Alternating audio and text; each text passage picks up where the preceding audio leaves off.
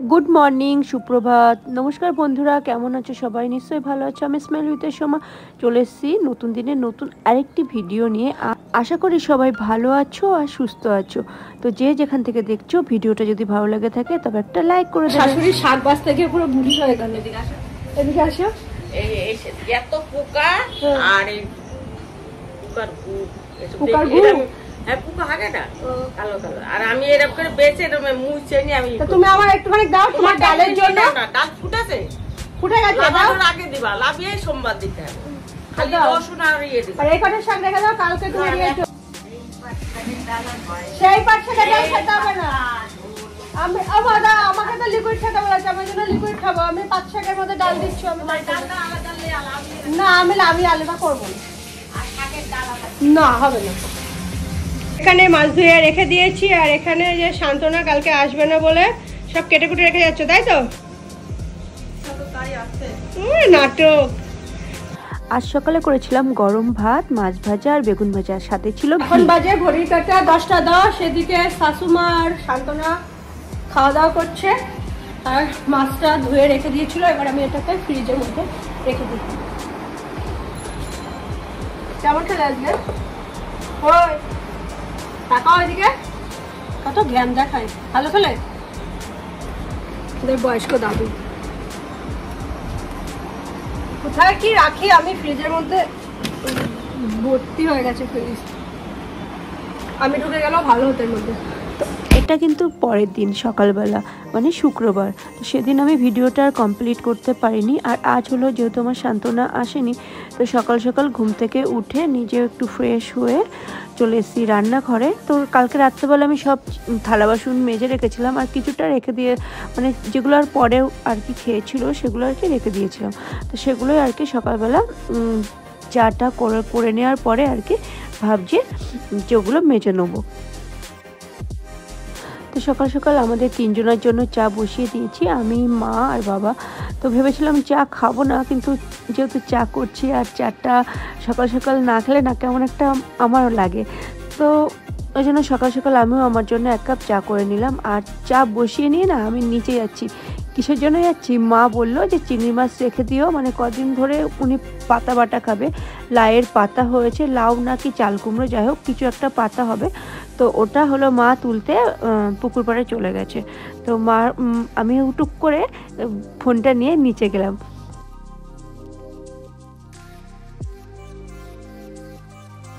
আর এই পুকুর পাড়ে ঘাসের বীজ ছিটিয়েছিল, এত পরিমাণ এবার ঘাস হচ্ছে যে সবাই পাগল হয়ে যাচ্ছে, মানে যেতেই পারছে না আর কি পুকুর পাড়ে। আর ওখানে মা কিছুটা ফুল গাছও লাগিয়েছে। তো আমার ঘোরা হয়ে গেল, এবার উপরে যাচ্ছি। আর এদিকে বাবা ওষুধ টষুধ খেয়ে নিয়েছে, তো বাবাকে এবার চাটা দিয়ে দেবো। যেহেতু আজকে শান্তনা আসবে না, তো কালকে রাত্রেবেলা ম্যাক্সিমাম বাসন তো মেজে রেখেছিলাম, আর জলের বোতলগুলো না ইচ্ছে করে আর ভরিনি, তো সেগুলো আর কি সকালবেলা ভরে নিলাম। আর এই কটা সবজি নাকি 100 টাকা। তো সবজিপাতিগুলো কিনে, যেহেতু মা বললো আজকে কোনো মাছ ফাছ করতে হবে না, কিছু মাছ আছে, কাতলা মাছ, তো সেটার সাথে আর কি টক ডাল করো। তো টক ডাল আর মাছ ভাজা ভালো খাবে, আর তার সাথে মাংস নিয়ে আসবে বলেছিল পরে। তো এদিকে বাবাকে চা দিয়ে মাছ চাটা রেখে আমি আমার চা নিয়ে চলে এসেছি একটু টেবিলে বসে চাটা খেতে। সরষে দিয়ে না, এটা মুসুরির ডাল দিয়ে হেভি লাগে, পুরো পাপড়ের মতো। ও হয় না, বাবি শুকিয়ে নিয়ে এই যে সর্ষের মধ্যে দিয়ে এরকম করে এরকম করে ভাজ করে চুবিয়ে ভাজতে হয়, শুধুও ভাজা যায়। তুমি আমার ডেটে দাও।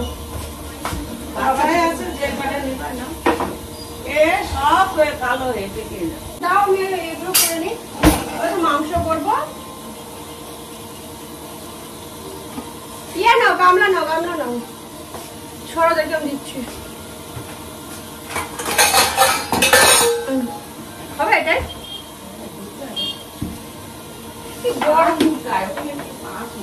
পায়ে ইয়ে পড়ে যেতে পারো, প্লাস্টিকের। আর ওটা না চাল কুমড়ো পাতা ছিল। তো পরে আমি মার কাছে শুনলাম। তো এদিকে আমি রুটি করে নিচ্ছি, আর ফ্রিজে যেহেতু মাখা ছিল আর আগের থেকে বের করে নিয়েছিলাম, তো রুটিগুলো আমার ঝটাপট বেলা হয়ে গেল। আর পাকা চালিয়ে বেলছিলাম, তো চারিদিকে আমার আটার গুঁড়ো ভরে গেছে। হ্যাঁ, লঙ্কা দেবো না একটু বেশি করে? খুব বেশি দেয় না।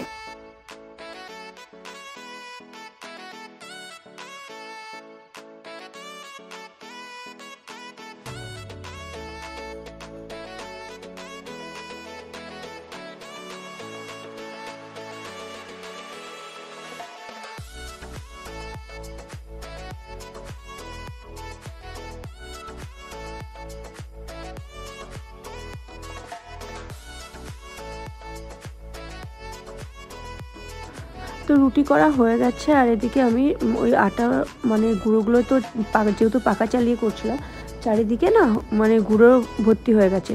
তো রুটি করে মা তো বাবাকে খেতে দিয়ে দিল। আর এদিকে আমি যে কটা থালা বাসন আর কি পড়েছিল কালকে রাত্রেবেলা, তো সেগুলোই আর কি ঝটাপট করে মেজে নিই। এক এক সময় ভাবি যে কাজের মাসি না থাকলেও কিন্তু কোনো প্রবলেম হয় না, তবে কি সকালবেলা একজনা থাকলে কি দুজনে মিলে কাজ করতে করতে অনেক গল্প হয়, খানিকটা মাইন্ডও ফ্রেশ হয়। তো ও না আসলেও কোনো অসুবিধা হয় না, তবুও থাকলে একটু সুবিধা হয়।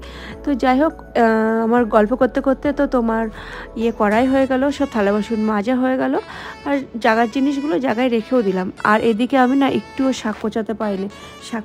শাকগুলো যে কুচাচ্ছি দেখে বুঝতেই পারছো, মানে কোনো রকম মানে আমি শাক একটুও কুচাতে পারি না। বিশেষ করে আমি তো কাটাকুটি আমার করতে ভালোই লাগে না, তো যার জন্য আর কি আরও মানে আমার সাথে একটা লোক রাখা মানে কাটাকুটি করার জন্য। আমার সারাদিন ধরে রান্না করতে দাও তো রান্না করব, কিন্তু কাটাকুটি আমার করতে ইচ্ছে করে না।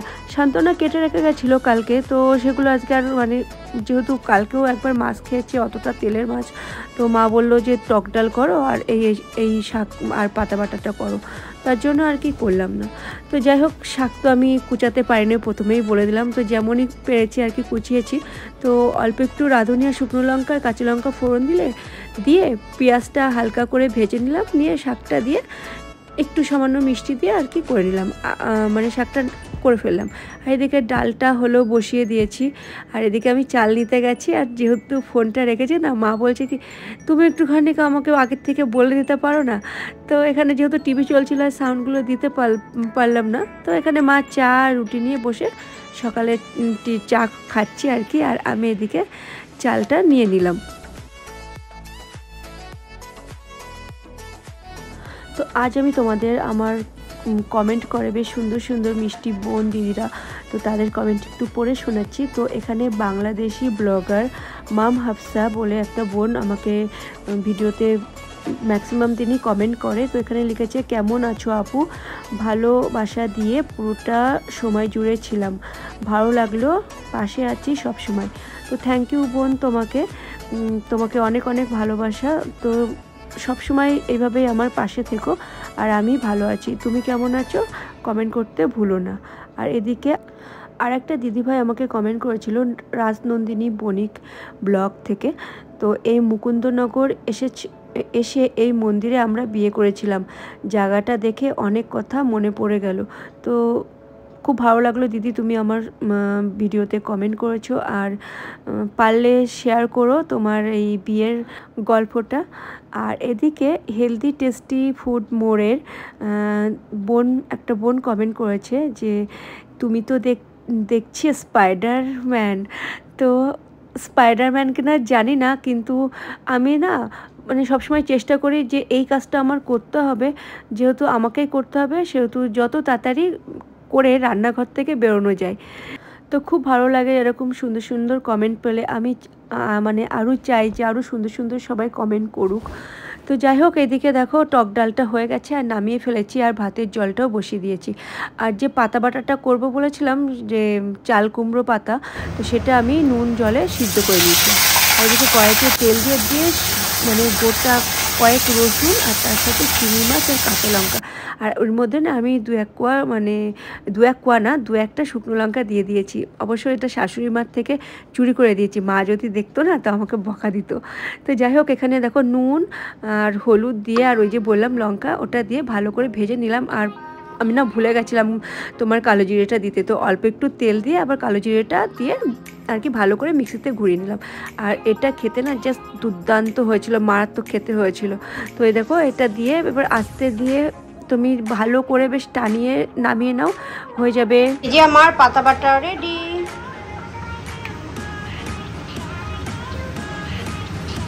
যেহেতু পোলাও করবো বলেছিলাম, তো সব মশলা দিয়ে মাখানোর পরে দেখি চিনি নেই, তারপরে সাথে সাথে ফোন করলাম আর চিনিটা দিয়ে গেল। আজকে যেহেতু আমার শান্তনা ডার্লিং আসেনি, সকালবেলা সেই সাড়ে 7টার সময় রান্নাঘরে ঢুকেছি।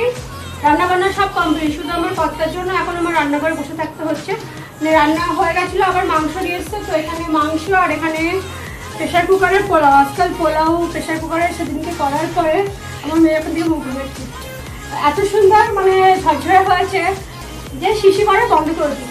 তো আজকেও আমি পোলাওটা প্রেশার কুকারে করলাম, এবার রান্নাঘরটা পুরো পরিষ্কার করবো, ঘর দরগুলো মুছবো, আজকের মতো হয়ে যাবে। তো চটপট করে নি। হ্যাঁ, আর এই কাজগুলো না আমাদের সান্ত্বনা করে।